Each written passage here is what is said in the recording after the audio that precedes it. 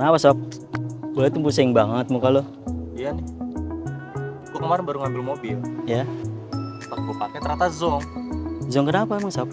Zonk, jadi pas gue pakai ya, Ya, awalnya sih oke, tapi lama-lama gak jelas gitu.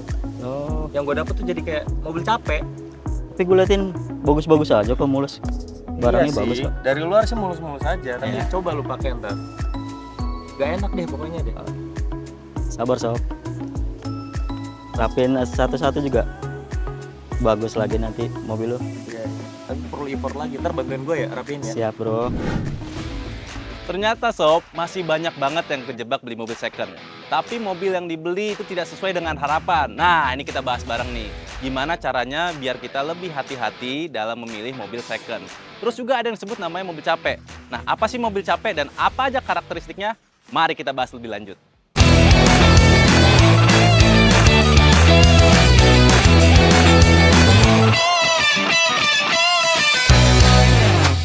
Pertama, gue mau jelasin dulu apa itu mobil capek. Jadi mobil capek itu adalah mobil yang udah mengalami penggunaan secara intensif dan juga sering dipakai buat jarak jauh.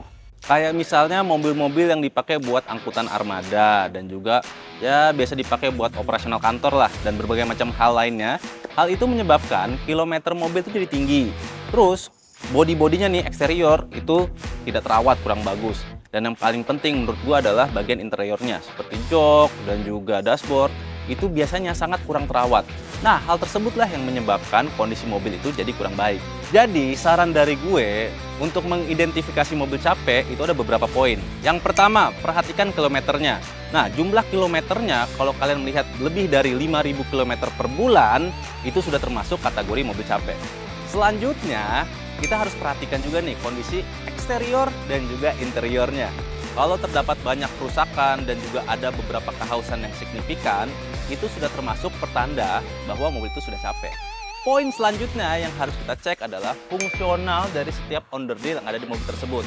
Contohnya nih, seperti cek rem, kaki-kaki, wiper, radiator, AC, transmisi matic, persneling, juga sampai bannya. Nah, itu harus kalian cek dulu nih. Dan kalau kalian ragu, kalian bisa panggil inspektor ataupun teman kalian yang memang paham dengan mobil untuk membantu kalian ngecek mobil yang pengen kalian beli.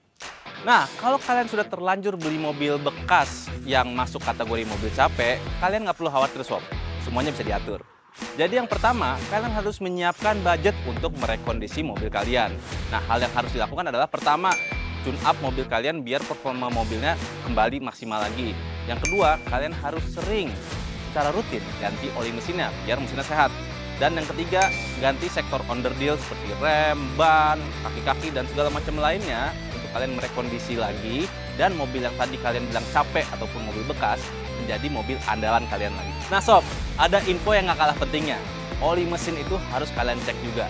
Nah, di sini gue ada Eneos, oli nomor 1 di Jepang yang cocok sekali dengan mobil-mobil keluaran Jepang. Kenapa seperti itu? Karena teknologinya udah pasti diformulasikan untuk mesin-mesin keluaran Jepang. Nah, di sini gua ada Eneos 0W20, 5W30, dan 10W30. Oli-oli ini cocok untuk mobil keluaran terbaru berumur 0-4 tahun. Lalu ada 10W40, oli ini cocok banget nih buat mobil yang berumur 5-10 tahun. Lalu ada 20W50, oli ini cocoknya buat mobil yang berumur di atas 10 tahun.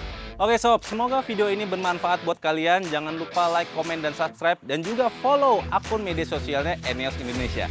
Sampai jumpa di episode berikutnya. Dadah!